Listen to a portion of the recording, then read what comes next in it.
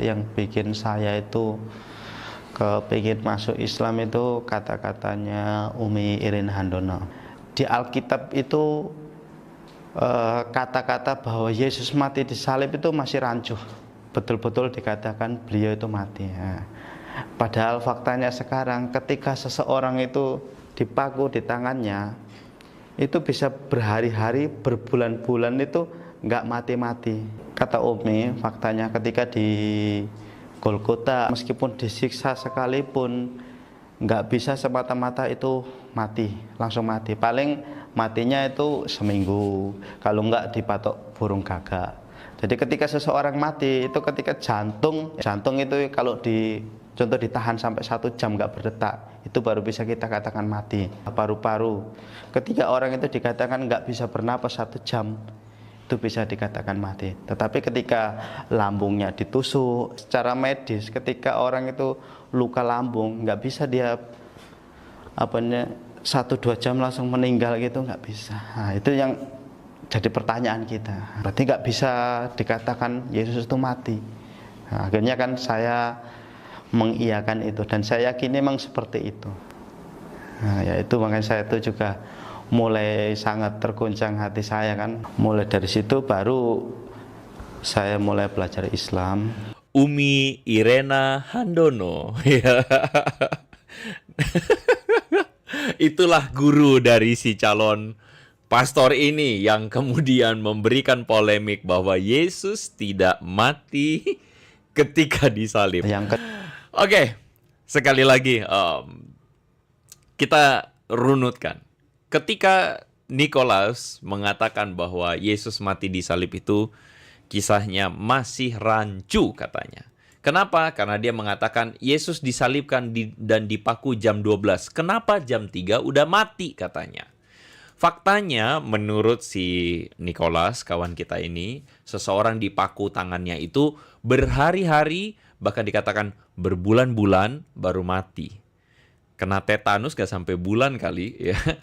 Lalu, nah ini gurunya ini adalah Umi Irene Handono, si legend, nenek legend ini ya.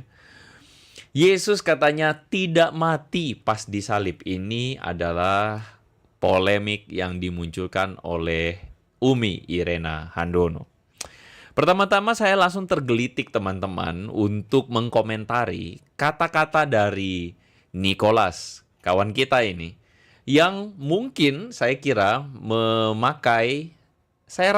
mungkin memakai argumentasi dari Irene Handono yang mengatakan bahwa disiksa sekalipun itu seharusnya tidak mati, seminggu baru mati. Jadi maksudnya Yesus itu tidak mati di salib katanya. Ya.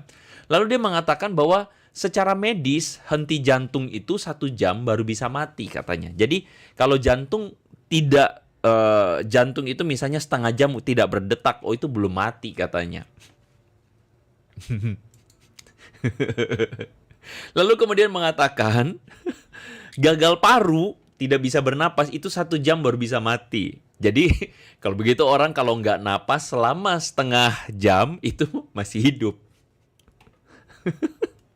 Katanya sih ini fakta medis teman-teman ya. Lambung ditusuk katanya tidak bakal mati. Ya. Karena apa? Karena kalau secara medis, kalau luka lambung ya orang nggak mati katanya. Aduh.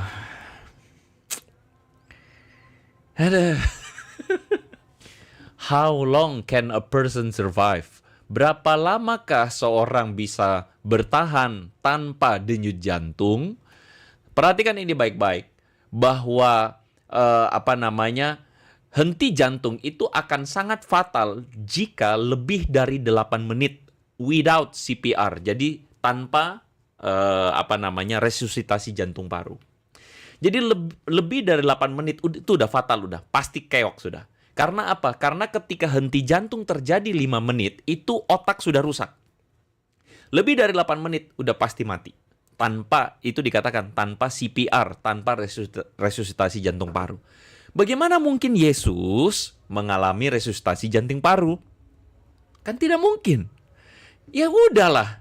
Henti jantung ini ditulis 8 menit udah langsung mati. Tetapi tadi Umi Irena Handono mungkin katakanlah atau Nikolas mengatakan 1 jam baru mati. Hebat.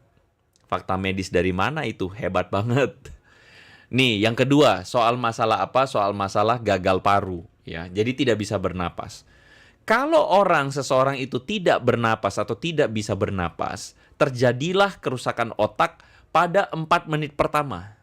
Itu udah kerusakan otak. Dan kematian terjadi pada 4-6 menit kemudian. Udah pasti mati, 8 menit, nggak usah tunggu 10 menit, mati udah.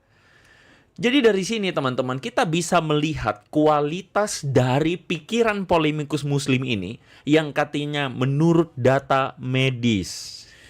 Udahlah, jadi begini loh teman-teman. Dari sini kita bisa melihat bahwa kualitas argumentasi dari orang-orang polemikus muslim ini buat saya menyedihkan sekali. Menyedihkan sekali. Oke, kita serius sekarang ya. Kita serius. Irena Handono menurut Nikolas mengajarkan dia bahwa catatan Alkitab itu salah. Dia mau tunjukkan catatan Alkitab itu salah. Karena apa? Karena ketika Yesus disalib, itu Yesus nggak beneran mati. Nah, sekarang saya balas. Kalau tadi argumen medis, saya balas argumen teologisnya. Mereka ini lupa ya, bahwa sebenarnya ajaran Islam itu adalah Isa telah diserupakan sebelum penyalipan. Jadi Yesus itu bukan Yesus yang disalib. Sebagaimana An-Nisa 157 mengatakan, sesungguhnya orang-orang tuh pikir bahwa mereka telah membunuh Al-Masih Isa putra Maryam. Padahal, ini kata Quran ya, mereka tidak membunuhnya dan tidak pula menyalibnya. Tapi yang mereka bunuh ialah orang yang diserupakan dengan Isa. Tadi kita barusan dengar bahwa Irena Handono, atau katakanlah Nikolaus lah gitu ya, karena samar-samar juga ya. Nikolas mengatakan bahwa Yesus itu tidak disalib, Yesus itu tidak mati waktu disalib. Dia ingin membuktikan catatan Alkitab salah.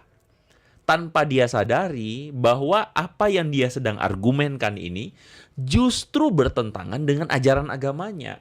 Yang mengajarkan bahwa sudah sejak awal itu diserupakan. Ya udah toh, kalau sudah sejak awal itu diserupakan, ya udah, nggak ada urusan lagi. Kenapa kau mesti mau membuktikan Yesus tidak mati di kayu salib? Makanya bagi saya dari sini aja narasinya udah ngaco. Ngaco banget. Ketika dikatakan kisah salib itu rancu. Karena waktu Yesus disalib dan dimakamkan, Yesus belum mati. Konsisten dong sama ajaran agamamu. Bahwa yang disalib dan dimakamkan itu bukan Yesus.